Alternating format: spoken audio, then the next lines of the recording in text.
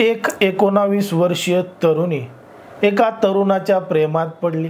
या दोघांचं बोलणं चालणं हे मोठ्या प्रमाणात वाढलं आणि आता यांनी एकमेकांसोबत भेटायचं ठरवलं, बोलायचं ठरवलं आणि सगळं काही करायचं सुद्धा ठरलं। ठरल्याप्रमाणे या दोघांनी भेटीसाठी एक जागा निवडली, पण ती जागा एका जंगलामध्ये होती आणि जंगल में मंगल अशा पद्धतीचा त्यांचा तो कार्यक्रम होता। आता ती तरुणी त्या तरुणाला भेटायला जंगलामध्ये गेली, तो तरुण सुद्धा त्या ठिकाणी आला। या दोघांची भेट झाली, बोलणं सुरू झालं आणि यांनी एकमेकांसोबत सगळं काही करायला सुरुवात केली। त्या तरुणाने त्या तरुणीला अर्धनग्न केलं आणि घडलं धक्कादायक प्रकरण, धक्कादायक घटना। नेमकं काय आहे संपूर्ण प्रकरण, कुठं घडली आहे घटना, हे आपण अगदी सविस्तरपणे जाणून घेणार आहोत।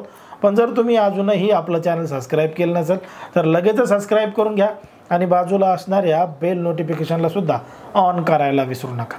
आता ही जी संपूर्ण घटना आहे ती आहे आपल्या महाराष्ट्रातीलच गडचिरोलीची। गडचिरोली शहरापासून 16 किलोमीटर अंतरावर पारोला ते वर्धा जे मार्ग आहे त्याच मार्गावर जंगल आहे आणि त्याच जंगलामध्ये घडलेली संपूर्ण घटना आहे। तारीख आहे 22 डिसेंबर 2023 ची। 22 डिसेंबर 2023ला याच ठिकाणी या परिसरामध्ये एका तरुणीचा 19 वर्षीय मृतदेह मिळाला आणि तो मृतदेह अर्धनग्न अवस्थेमध्ये होता।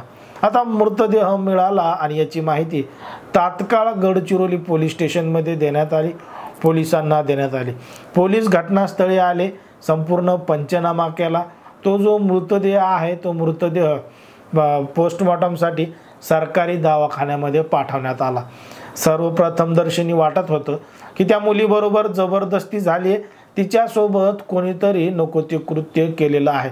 पण जेव्हा पोलिसांचा तो पोस्टमॉर्टमचा रिपोर्ट आला तेव्हा त्यामधून समजलं की त्या मुलीच्या डोक्यामध्ये वार करून आणि तिचा गळा आवळून तिला ठार करण्यात आलेला आहे।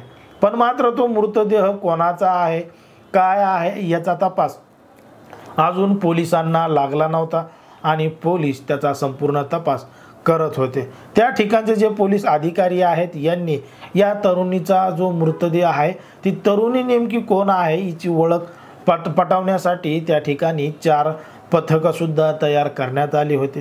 त्या ठिकाणी जे काही फिंगरप्रिंट्स आहेत याची सुद्धा तपासणी करण्यात आली होती। पण मात्र तरी सुद्धा ती 19 वर्षीय तरुणी कोण आहे हिचा तपास लागत नव्हता। पण मात्र जेव्हा पोलिसांनी अजून कसून चौकशीला सुरुवात केली तेव्हा मात्र पोलिसांना एका खबऱ्याच्या माध्यमातून खबर लागली की ही जी 19 वर्षीय तरुणी आहे ती चंद्रपूरची रहिवासी आहे आणि ती चंद्रपूरच्या या परिसरामध्ये राहते। आता खबऱ्याने दिलेल्या माहितीप्रमाणे पोलीस चंद्रपूरला त्या ठिकाणी पोहोचले आणि चंद्रपूरला पोहोचल्यानंतर त्या तरुणीच्या घरी गेले आणि त्या तरुणीचे फोटो दाखवून त्यांना विश्वासात घेऊन ते सगळा घडलेला प्रकार विचारला। आता विचारल्यानंतर त्यांनी सुद्धा त्या तरुणीची ओळख दाखवली आणि त्यांनी सांगितलं की ती जी मुलगी आहे ती त्यांचीच मुलगी आहे। मग पोलिसांना तिथून समजलं की या मुलीचं एका बाजूच्या गावामध्ये राहणारा जो तरुण आहे निखिल नावाचा तो वैरागडचा रहिवासी आहे आणि त्याच्यासोबत हिचं प्रेम प्रकरण चालू होतं आणि ही त्याच तरुणाला भेटायला गेलेली असावी आणि सगळं हे घडलेलं असावं असा संशय त्या मुलीच्या तरुणीच्या घरच्यांनी व्यक्त केला आणि पोलीस इथून ॲक्टिव्ह मोडमध्ये आले। पोलिसांनी त्या ठिकाणी वैरागडमध्ये धाव घेतली, तिथे एक पथक पाठवलं आणि तो जो संशयित आरोपी होता निखिल याला ताब्यात घेतलं आणि ताब्यात घेतल्यानंतर पोलीस स्टेशनमध्ये नेलं आणि पोलीस स्टेशनमध्ये नेल्यानंतर त्याची कसून चौकशी करण्यात आली। सुरुवातीला निखिल हा उडवाउडवीची उत्तरं देऊ लागला, खरं काय घडलंय काय नाही सांगत नव्हता। पण मात्र जेव्हा पोलिसांच्या पद्धतीनं विचारलं तेव्हा त्यानं घडलेलं संपूर्ण प्रकरण सांगितलं आणि त्या संपूर्ण घटनेची त्यानं दखल घेतली आणि त्यानंच कृत्य केल्याचं मान्यसुद्धा केलं असं त्या ठिकाणच्या पोलिसांनी सांगितलेलं आहे। जेव्हा ती तरुणी त्याला भेटायला जंगलामध्ये आली आणि यांनी एकमेकांसोबत सगळं काही करायला सुरुवात केली। तेवढ्यातच या दोघांमध्ये वादविवाद हा मोठ्या प्रमाणात वाढला। एकमेकांना समजून न घेता ज्या अवस्थेमध्ये ते आहेत त्याच अवस्थेमध्ये भांडणं झाले, म्हणून यानं तिच्याच ओढणीनं तिचा गळा आवळला आणि तिच्या डोक्यामध्ये बाजूचा दगड हा जोरदारपणे मारला आणि ती मृत झाली। म्हणून तिला त्याच ठिकाणी सोडून तो पळून गेला, अशी सुद्धा माहिती या संपूर्ण घटनेमधून निघाली आहे। आणि या संपूर्ण घटनेचा तपास स्थानिक गुन्हे शाखेच्या पोलीस अधिकारी आणि कर्मचाऱ्यांनी तात्काळ लावलेला आहे आणि या संपूर्ण घटनेचा उलगडा सुद्धा लवकरात लवकर केलेला आहे।